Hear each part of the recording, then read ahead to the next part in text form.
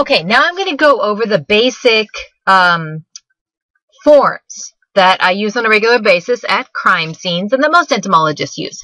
So these are just basic forms. These are things that you can use in the future the next time you work a crime scene. You can also adapt these to your own personal needs. These are not something that is standardized and you can't touch it in a weird bureaucratic sense. Use these the way that you need to use them. Okay, so our first form here is the death scene form. Now, this form you can find in your forensic entomology textbook. You can find this online. This is sort of the standard form that people have come up with to work for forensic entomologists. This is the standard form that I use, although sometimes, or every once in a while, I come up with this idea that I should revamp this form to be perfect for me. That's probably not going to happen for a while. But here's what it looks like for now. So, got just our basic entomology crime scene form thing here.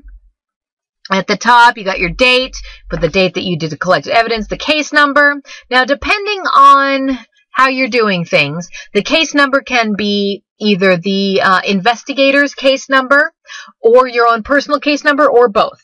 I've done both of those things. You want to put in the county and the state where the body was found, the agency who you're working for, the decedent. Now, this is the name, if it's a person, or the name of the animal, I suppose, of whatever it is that is dead.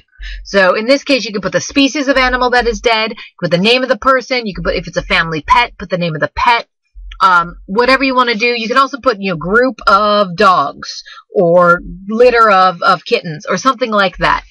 Then there's just a basic age and sex. So this is what I'm talking about where you can personalize this. So when you talk about, say you're going to be using this for animal cruelty cases, you don't necessarily want to know the decedent's name, their age, and their sex. Instead, you want to know, say, a number, or the age and sex, or whatever of the animals, or the species of the animal, whatever you want to do.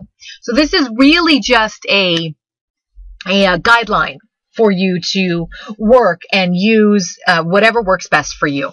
Okay, then there's just some basic information about the decedent. For humans, we want to know things when they were last seen alive, when was the body found, date and time, if that person was reporting missing and then when was that body removed from the scene. So basically all information we want to know about that body.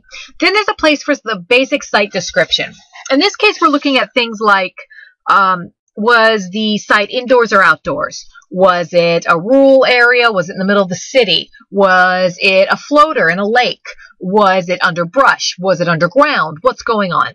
And then it goes on to give a little bit more information here in this death scene area. This is the part that doesn't necessarily work well for me. I prefer to write things out to get a little bit more detail, but this is fast and easy to do at the scene, and this is something you will probably have to change around a little bit if you're working with animal cases only. Basically, you want to have something you can fill out really, really fast while you're out there. You don't want to spend a lot of time writing a novel about the scene. So this gives that, in a rural area, is it forest, is it a field, pasture, etc.? Urban versus suburban area, enclosed or open building, was it in a trash can?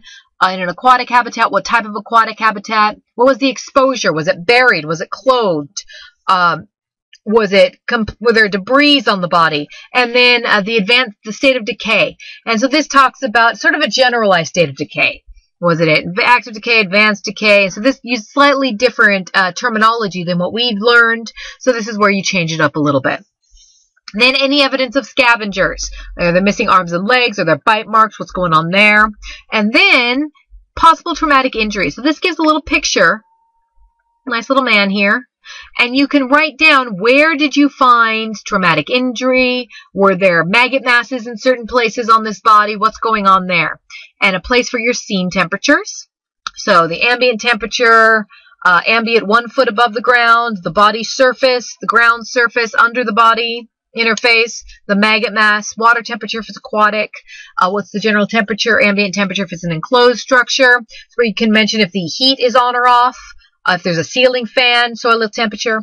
So really this gives you a nice checklist of these are all the temperatures I need. This is all the information I should think about. Makes it much, much easier to be at a scene without having to try to remember how many samples am I supposed to get? Oh crap, I didn't remember if the air conditioner was on or off. Right here on the page, that's what it's used for. It's a single page that makes it really nice. You can print it out, keep it in your kit. I've seen people try to laminate this and use dry erase markers so they can reuse the same thing over and over again. The problem I have with that is that can easily be erased, and that's an issue for me. So I always use just paper and indelible ink on these things, and then a copy of this goes into my scene, my case report. Okay, notice this was set up by Dr. Bird. Awesome. But you can set up an exact form like this. Think of it as a checklist. What information is going to be important at that scene for when I look at this evidence later on. Put it down on this simple one page. Very easy to go through. Very easy to get all of the information you need without missing something. This has saved my butt more times, let me tell you. Okay, so that's the first thing. The second thing, this is our entomological sample log sheet. Okay. So this is just information about the entomological samples. Pretty simple. This is from your, from Dr. Bird's Forensic Entomology book. So it's in the appendix. And this is, again, something that you can standardize to your own needs. What I suggest is doing something, use it as a checklist, just like the last one. You want to write down everything you could possibly need about these samples. So starting at the top, you got your case number, the agency, the date, how many of the samples were preserved. So in our case, 50 to 60, hopefully. How many were alive? What is the basic weather data? Gives you some clouds, rain, sun, snow, etc. And then the sample information. So all of this stuff at the top here, this can be transferred over from that initial scene form. So you use that scene form at the scene, you get back to the lab, you move on to this form, this sample log sheet. So you get all that weather data, and then you go to the sample information. So sample number 1, you have the date, the time it was collected. How did you collect it? Was this aerial? So did you get it out of the air with your bug net? Did you collect it by hand from the body or from the ground? What is it? Is it maggots, adult flies, pupa, beetles, the other? Is it preserved? Are they live for rearing? And where on the body? And you do this over and over again for each vial. Okay, so what did you get? What are those samples?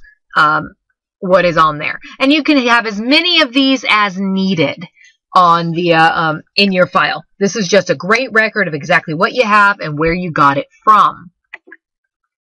And finally, this is the insect specimen deposition and identification sheet. This is one that I've come up with just because I needed something to give me a good glance at.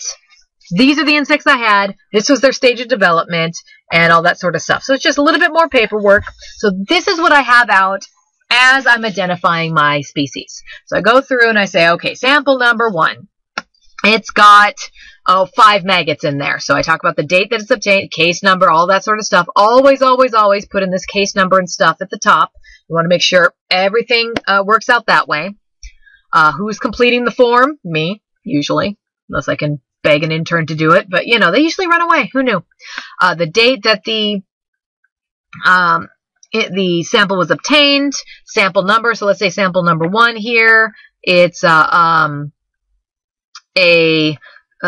5 maggots in there. Location on the body. Let's say it was on the face.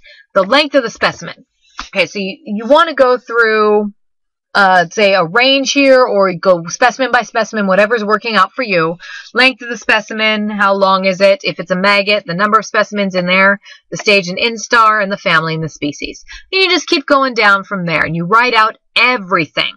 Now, most of the time, instead of doing a range or the number of specimens in the thing, I'll do one specimen at a time, say, you know, 5 millimeters long, there's 5 specimens in there. Then specimen number 2 is 6 millimeters long, and this one is 3 all the way down. So I'm measuring every single one, seeing what stage or instar they're in, the family and species. This way I have a good log, a good table as to how old they are, what they are, and what I can do with that. So these are the basic forms that I use. As you start doing a few more cases, you will probably come up with particular forms that you need yourself. The key I found is to standardize what you're doing. You want to make sure that you sit down and think about what information you're going to need and when you're going to need it. Basically a checklist.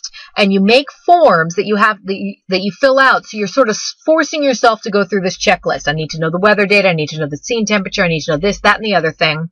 Put it all down on the checklist. That way you don't have to freak out if you forget something. It's there in the standard forms that you use.